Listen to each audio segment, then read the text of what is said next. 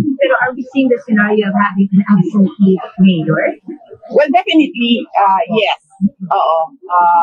Wala talaga siya dito. So, ang expectation namin ay mag-acting mayor ang vice mayor. Ano po yung last result ni Mr. Ma? Bago po yung election today. When was the last time? And ano po yung pinag-usapan ni PRRD? Nagkausap kami noong araw na pumunta ako sa Batangas. Tumawag si President Duterte. Nagtanong siya kung kamusta yung takbo ng kampanya. Nagtanong siya kung anong chances ng 10 senators. And binigyan ko siya ng realistic na numbers.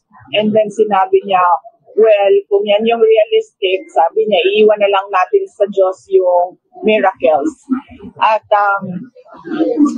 sinabi niya, since tapos na yung kampanya at eleksyon, kung pwede ko ba daw tutukan yung kaso naman niya, na sinabi ko naman sa kanya na gagawin ko yon.